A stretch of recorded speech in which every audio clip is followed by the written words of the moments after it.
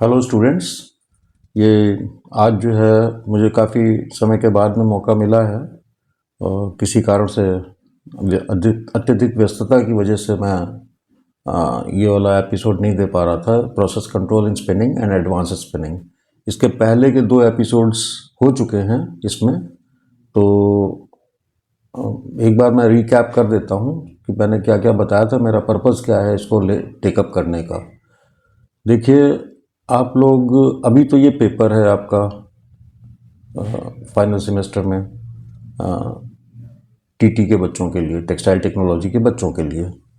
तो इसमें क्या है कि प्रोसेस कंट्रोल जो करना है आपको, जैसे भी कोई भी, वैसे तो आप ये समझ लीजिए कि कोई भी मैन्युफैक्चरिंग प्रोसेस है, what ever it is, suppose करिए स्पिनिंग का है या वीविंग का है या प्रोसेसिंग का है, जिसमें फैब्रिक की प्रोसेसिंग होती है, जिसमें केमिकल प्रोसेसेस होते हैं और फैब्रिक को डिफरेंट फिनिशेस दिए जाते हैं, वो हो या कोई XYZ कोई भी मैन्युफैक्चरिंग प्रोसेस है, सब में ही प्रोसेस कंट्रोल बहुत आवश्यक चीज़ है ये।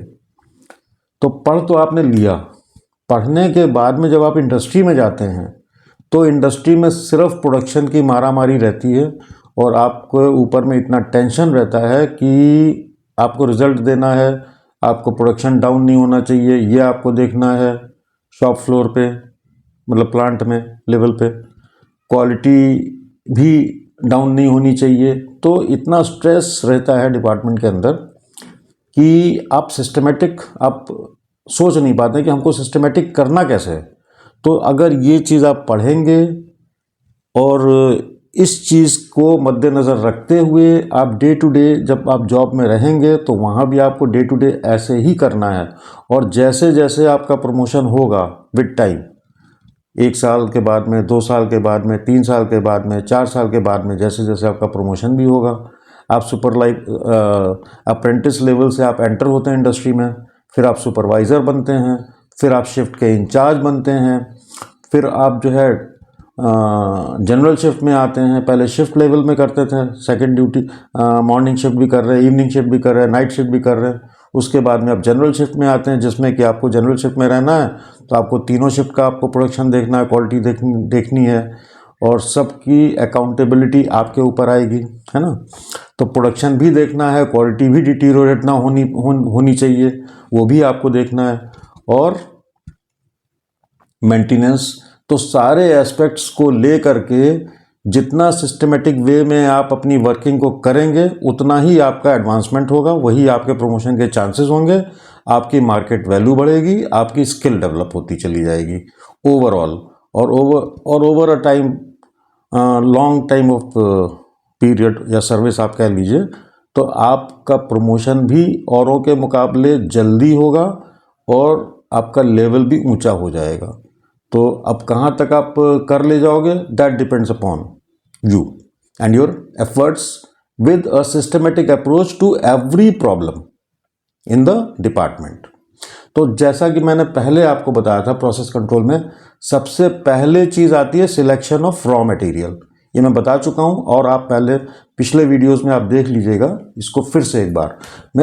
आप इसको रिवीजन आप करते रहिए, बार बार इसको देखते रहिए तो आपके जहन में आ जाएगा। जैसे अपडेट तो आप हो ही रहे हैं, इस तरीके से अपडेट हो रहे हैं, लेकिन कोई चीज़ है अगेन एंड अगेन आप जितनी बार आप देखेंगे उतनी बार आपको उस चीज़ की अहमियत या उसकी इम्पोर्टेंस समझ में आती चली जाएगी कि हाँ ये स्टेप भी ज़रूरी है। और एक बार देखने के बाद में जब दोबारा आप देखेंगे तो आपको पहले से बेहतर फिर कुछ और भी समझ में आने लग जाएगा, है ना। तो जितनी बार, सपोज करिए आप बुक एक बार एक बुक की रीडिंग करते हैं और 10 बार आप बुक की रीडिंग करेंगे तो वही धीरे धीरे करके एक एक चीज़ आपके दिमाग में बैठती चली जाएगी और उसका कहना चाहिए कि एक्सप्लेनेशन अपने आप आपको समझ में भी आने लग जाएगा। तो ये है कि इंटरेस्ट लेके काम करेंगे तो ये अच्छा होगा। तो सिलेक्शन ऑफ रॉ मटेरियल, जैसे कॉटन के बारे में मैंने बताया था पिछले इसमें 1 और 2 में एपिसोड्स में। तो सिलेक्शन क्यों ज़रूरी है, क्योंकि हमें क्वालिटी भी अच्छी देनी है, अपना हमारा जो प्रोडक्ट है उसकी क्वालिटी अच्छी होनी चाहिए। हाँ, प्रोडक्ट रेंज क्या है वो डिपेंड करेगा कि हमने कौन सा एरिया सिलेक्ट किया है, कौन सा मार्केट हम पकड़ना चाहते हैं, तो पहले तो अब आप ये सोचेंगे कि हमको प्रोडक्ट पर बनाना क्या है, तो वो मार्केट बेस्ड होगा, उसके लिए मार्केट सर्वे होगा, आप करेंगे हमको कौन सी मार्केट में अपना प्रोडक्ट देना है। वहाँ पे सपोज करिए यार्न से, अगर यार्न से रिलेटेड है, क्योंकि स्पिनिंग का प्रोसेस है, प्रोसेस कंट्रोल है, तो आप यार्न ही बनाएंगे, मैन्युफैक्चर करेंगे, तो यार्न कौन सा बनाएंगे, कॉटन का बनाएंगे कि सिंथेटिक का बनाएंगे कि ब्लेंड्स का बनाएंगे, उसके हिसाब से आपको रॉ मटेरियल सेलेक्ट करना पड़ेगा। अब कॉटन का आप बनाएंगे, कॉटन फाइबर आप यूज़ कर रहे हैं, तो फिर वो कॉटन यार्न जो बनाएंगे उसकी फाइननेस क्या होगी, उसका काउंट क्या होगा, वो आप डिसाइड करोगे। वो मार्केट के ऊपर डिपेंड करेगा, वो मार्केट सर्वे, अब वहाँ पे कोर्स काउंट है कि मीडियम कोर्स काउंट है, वो उसके ऊपर डिपेंड करेगा। फिर कॉटन की वेराइटीज़, कौन कौन सी वेराइटीज़ की मिक्सिंग लेंगे, ये सब सिलेक्शन ऑफ रॉ मटेरियल में आएगा। अगर सिंथेटिक का करना है तो उसमें भी यही चीज़ आएगी। सिंथेटिक में भी सपोज करिए पॉलिस्टर यार्न बनाना है, 100% पॉलिस्टर, तो कौन सा, उसमें भी काउंट ग्रुप, कौन सा काउंट ग्रुप बनाएंगे, तो उसमें जो है डेनियर का इस्तेमाल होता है। पॉलिस्टर फाइबर लेना है, कितने डेनियर का लेना है, उसमें कितना क्रिम्प होना चाहिए, हाउ मेनी क्रिम्प्स पर inch of the length, fibre length, और उसकी फाइबर की फाइननेस क्या होनी चाहिए, जिसको डेनियर में बोलते हैं। तो इन जनरल पॉलिस्टर के लिए जो है, जो हम लोग उसको बोलते हैं, तो मिलीमीटर से लेंथ को एक्सप्रेस करते हैं, और डेनियर।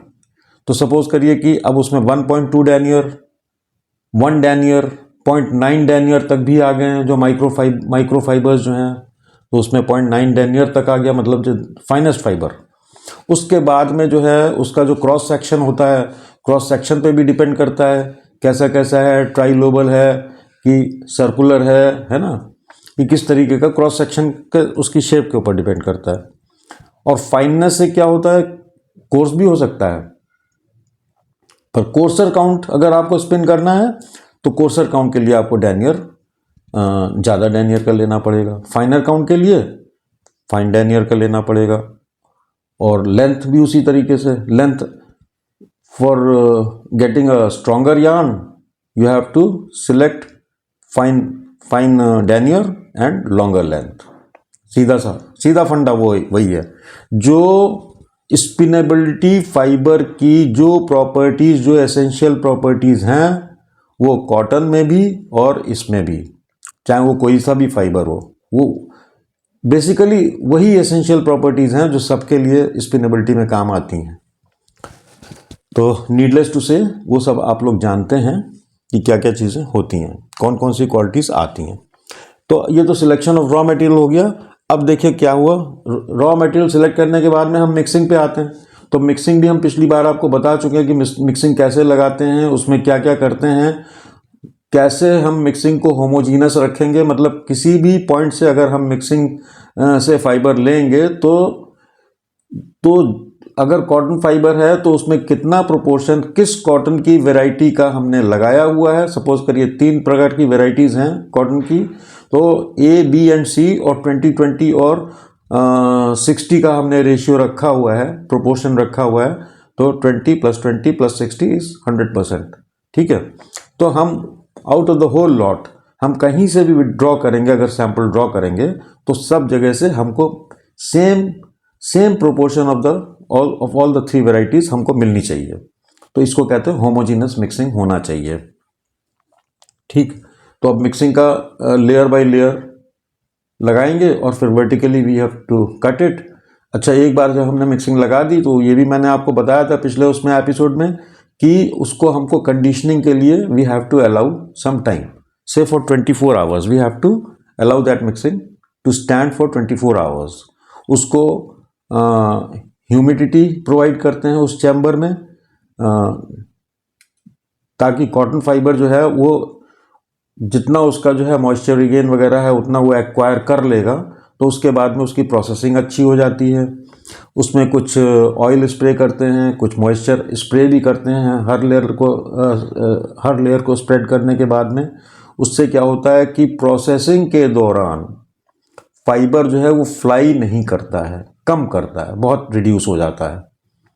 तो एटमॉस्फेयर भी नीट एंड क्लीन रहता है, और जैसे जैसे मटेरियल आगे बढ़ता है तो उसके ऊपर में फाइबर जो है, जो लूज फाइबर है जो उड़ता रहता है, लिंट जो बोलते हैं उसको, वो उसके ऊपर डिपॉजिट नहीं होती है, तो मटेरियल हमारा सेफ और क्वालिटी मेंटेन करते हुए हम आगे उसको प्रोसेस कर सकते हैं। अब देखिए मिक्सिंग हो गया। अब मिक्सिंग की क्वालिटी इसी पे निर्भर करेगी कि हमने होमोजीनस मिक्सिंग करी है कि नहीं करी है, उसको हमने कंडीशनिंग प्रॉपर टाइम दिया है कि नहीं दिया। उसके बाद में अब ये देखिए क्वालिटी तो हो गया, अब कॉस्ट, हमको कॉस्ट कॉन्शियस भी रहना है। देखिए सारी चीज़ों को ले करके हमारा प्रोडक्ट जो है सस्ता भी होना चाहिए, हमारा वेस्ट कंट्रोल भी होना चाहिए, हमारी क्वालिटी भी मेंटेन होनी चाहिए, और हमारी कॉस्ट जो इनकर हो रही है, जैसे सपोज करिए पावर कॉस्ट है, मेंटेनेंस कॉस्ट है, ये जितने भी कॉस्ट में जो फैक्टर्स जो कंट्रीब्यूट करते हैं, इनको they should be limited, they should be limited to a optimum level. Optimum level का मतलब कम से कम कॉस्ट हमें रखनी है, लेबर कॉस्ट भी हमें कम रखनी है और मेंटेनेंस कॉस्ट भी हमें कम रखनी है। लेकिन कॉस्ट कम रखने का ये मतलब नहीं कि हम उसको किसी और चीज़ को हम जियोपार्डी में डाल देंगे, हम कहीं कॉम्प्रोमाइज़ कर लेंगे, क्वालिटी से कॉम्प्रोमाइज़ कर लेंगे मिक्सिंग कॉस्ट रिड्यूस करने के लिए, है ना। तो ये सब नहीं करना है, ऑप्टिमम लेवल हमें चाहिए, कॉस्ट भी कंट्रोल होगी, वेस्ट भी कंट्रोल होगा और मेंटेनेंस भी प्रॉपर होएगा, ठीक है। और क्लीनिंग भी प्रॉपर होनी चाहिए। जैसे ब्लो रूम से हम चलेंगे तो ब्लो रूम से प्रॉपर ओपनिंग प्रॉपर होएगी तो क्लीनिंग भी प्रॉपर होएगी। अब इसके लिए हर मशीन के हर पार्ट को प्रॉपरली मेंटेन करना पड़ेगा। ये नहीं है कि अगर डैमेज हो गया तो डैमेज ही हम चला रहे हैं। एक पॉइंट ऐसा आएगा जहां हमको उस डैमेज पार्ट को चेंज करना पड़ेगा। अब कितने प्रकार का कहां पे क्या डैमेज हो सकता है, ये आप ये समझ लीजिएगा। ये मेंटेनेंस लेवल या है जो ये हम जब बताएंगे कि मशीन मेंटेनेंस हम क्या समझते हैं। पीरियोडिक मेंटेनेंस होता है, अलग अलग तरीके के शेड्यूल्स होते हैं मशीन मेंटेनेंस के, कि एक तो हुआ जैसे कि वीकली मेंटेनेंस हमको लेना है, वीकली के बाद में कोई फोर्टनाइटली मेंटेनेंस, वो मशीन जो है फोर्टनाइटली उसका शेड्यूल होगा तो फोर्टनाइटली उसको लेना है। फिर उसका कोई चीज़ें ऐसी होंगी जो हमको every month we have to check it, तो उसका शेड्यूल बना हुआ होगा, उसी शेड्यूल को हमें फॉलो करना है। एक आध दिन की बात अलग है, लेकिन फॉलो हमें वो शेड्यूल को करना है, we have to follow at any cost. उसके बाद में कभी कभी ऐसा भी होता है, कभी कभी ऐसा नहीं होता, ये होता ही है क्या कि हमें शेड्यूल्ड ओवरहॉलिंग भी करनी पड़ती है, कि इतने आवर्स अगर हमारा ये पार्ट चल गया या हमें मशीन की उस पार्ट की हमको लाइफ निकालनी है। जैसे सपोज करिए वी बेल्ट्स हैं, जो ड्राइविंग बेल्ट्स वगैरह हैं, वी बेल्ट्स हैं, और वो जो कहना चाहिए वो जो टूथेड बेल्ट्स वगैरह हैं, इनकी भी लाइफ निकालनी पड़ती है ना। गियर्स की लाइफ निकालनी पड़ती है, तो गियर्स का है क्वालिटी कैसी है, अच्छा क्वालिटी का गियर है कि नहीं है, उसकी मेटलर्जी अच्छी है कि नहीं है। ऐसा तो नहीं है जो वियर आउट जल्दी हो रहा है, तो गियर टू गियर जो है, जो मैशिंग होएगी गियर्स की आपस में, तो कहीं उसके बीच में प्ले अगर आ गया तो फिर वो जो है मोशन जो है उसका स्मूथ नहीं होएगा, रुक रुक के होगा। और रुक रुक के होगा तो क्या होगा कि ड्राफ्टिंग सिस्टम में कहीं ना कहीं कोई खामी आ जाएगी। इसी प्रकार से जैसे ड्रॉ फ्रेम में टॉप रोलर्स, ऐसे ही स्पीड फ्रेम में टॉप रोलर्स या बॉटम रोलर्स, इनके अंदर में कॉन्सेंट्रिक नहीं है, ट्रू नहीं है, उनका जो स्ट्रेट है, ट्रू का मतलब क्या हुआ, through out the length of the roller every part, उसका जो सरकमफ्रेंस है, पेरीफेरी है, वो अपने सेंटर से इट शुड बी कॉन्सेंट्रिक, कहीं पर आउट नहीं होना चाहिए। आउट का मतलब वो बेंड नहीं होना चाहिए। रोलर जैसे एक तो रोलर सीधा हो गया और उसमें बीच में बेंड आ गया, तो जब वो रोलर रिवॉल्व करेगा तो वहां पे ड्राफ्ट का फर्क आएगा, ठीक है ना। तो उसकी वजह से क्या बनेगा, एक तो होता है मटेरियल में इरेगुलरिटी क्रिएट हो जाती। क्यों इरेगुलरिटी क्रिएट हो जाती, इरेगुलरिटी का मतलब अनइवननेस क्रिएट हो जाती है। अनइवननेस का मतलब क्या है, कहीं पर मटेरियल फाइन हो जाएगा, कहीं पर मटेरियल कोर्स हो जाएगा। जो डिपेंड करता है वो शॉर्ट टर्म वेरिएशंस होते हैं अनइवननेस के, लॉन्ग टर्म वेरिएशंस होते हैं। और कभी कभी जो शॉर्ट फाइबर परसेंटेज अगर ज़्यादा है, सपोज करिए in case of cotton fibre, अगर शॉर्ट फाइबर परसेंटेज ज़्यादा है तो ड्राफ्टिंग वेव अपने आप उसमें जनरेट होती है, you can not avoid it. इसी को कंट्रोल करने के लिए अगर ड्राफ्टिंग वेव है, वो भी कैसे, यार्न में अगर ड्राफ्टिंग वेव है तो उससे फैब्रिक में क्या असर पड़ता है, किस तरह का फैब्रिक बनेगा। तो ये सब चीज़ें जो है बहुत समझने की हैं और बड़ा इंटरेस्टिंग है। अगर आप लोग थोड़ा सा भी इसमें इंटरेस्ट लेंगे तो बहुत आनंद भी आएगा इसको समझने के लिए। Don't take it as a burden. आप ये मत समझो अरे बड़ा क्लिष्ट है, बहुत कॉम्प्लिकेटेड है, कैसे समझेंगे इसको। बहुत आनंद आएगा, आप देखिए तो इसको। और जो बच्चे जब जॉब में जाते हैं, अपना दिमाग खुला रखिए वहाँ पे, और ऑब्जर्वेशन अपनी इतनी बढ़िया रखिए, मतलब इतना ज़्यादा बढ़िया का मतलब ये है कि you are keenly involve in that process. उसमें आनंद आपको आने लग जाएगा। अरे कहीं मशीन में कोई फॉल्ट तो नहीं चल रहा है, ये आवाज़ कैसे आ रही है, ये तो अनवांटेड साउंड है, हम किसी मशीन के पास से निकले तो आप एक तो आप उसको जो है इग्नोर कर दोगे, और नहीं तो अगर आप वॉचफुल होकर निकल रहे हो तो आपको वो आवाज़ अनवांटेड अपने आप समझ में आ जाएगी। तो आपको जब अनवांटेड आवाज़ समझ में आ गया, आप वहीं पे रुक जाओगे, है ना। देखोगे कहाँ से ऐसे आवाज़ आ रही है, कौन से पार्ट से आ रही है। कहीं पे मान लीजिए बेयरिंग ख़राब हो रही है, कहीं पे ऑयल नहीं है, लुब्रिकेशन की कमी है, तो वहाँ पे कुछ घिसने की अनवांटेड साउंड जैसा नेचुरल होनी नहीं चाहिए, वैसी आवाज़ आपको ज़रूर पता चल जाएगी। अगर आप इग्नोर नहीं करोगे, यू आर टेकिंग अ कीन राउंड इन योर डिपार्टमेंट। तो खैर ये धीरे धीरे आपको समझ में आएगा, आराम से आ जाएगा। तो ये मेरा कहने का मतलब है क्या, quality, cost control, waste control and cleaning in blow room and carding. अब देखिए वेस्ट कंट्रोल के अंदर कार्डिंग में कहाँ कहाँ पे कितने पॉइंट्स पे वेस्ट निकलता है आप समझते होंगे। मेन जो है आपका लिक्रिन में वेस्ट आता है, लिक्विड ड्रॉपिंग्स, फिर आपका फ्लैट वेस्ट आता है, सिलेंडर से थोड़ा बहुत ड्रॉपिंग आती है, बहुत ज़्यादा आती नहीं है, वो तो नेग्लिजिबल है, डॉफर से आता नहीं है। जो ये अनयूजेबल वेस्ट आया, इसको आप दोबारा से इस्तेमाल नहीं कर सकते। कौन कौन सा नहीं कर सकते, this is called unusable waste, you can not reuse it again. और जैसे जो स्लाइवर जो है वेस्ट हुआ, जो पीसिंग में निकला, जो टूट गया स्लाइवर, या जब आप वेब को आपको करके जो है ट्विस्ट करके स्लाइवर में कंट्रीब्यूट बना करके आप उसको जो है उसको पीसिंग कर रहे हो, तो थोड़ा बहुत वेब भी गिरती है। तो वेब है और स्लाइवर है, और जो लैप एंड्स हैं, जो कार्ड में जब आप लैप फीड करते हो वहाँ भी थोड़ा बहुत वेस्ट निकलता है लैप एंड्स का। तो ये सब जो है रीयूजेबल है, ये you can reuse in the running mixing, उस मिक्सिंग में हम दोबारा इसको इस्तेमाल कर सकते हैं। अनयूजेबल वेस्ट कौन सा है, वो लिक्विड ड्रॉपिंग और फ्लैट स्ट्रिप वेस्ट, ये इसको आप दोबारा से इस्तेमाल नहीं कर सकते, नॉट फॉर दैट मिक्सिंग। हाँ वो बात अलग है, वो आप सेल कर दोगे, that is a saleable waste, you have to sell in the market. अब वो आपका कहाँ पे कौन यूज़र जो ले जाएगा वो कहाँ इस्तेमाल करेगा, दैट इज हिज आउटलुक, ठीक है, वो अपने। हालांकि इंडस्ट्री में कोई भी चीज़ जो है वो it is not wasteful, everything is usable in your industry और अदरवाइज समवेयर एल्स, ठीक है। तो ये आज के एपिसोड में तुम्हें इतना हम आपको बताया मैंने, waste, cleaning in blow room and carding. तो मैं समझता हूँ आज इतना जो है सफिशिएंट है। इसके बाद में फिर मैं नेक्स्ट एपिसोड में और भी लूँगा इस चीज़ को भी, और ब्रीफली उससे भी लूँगा।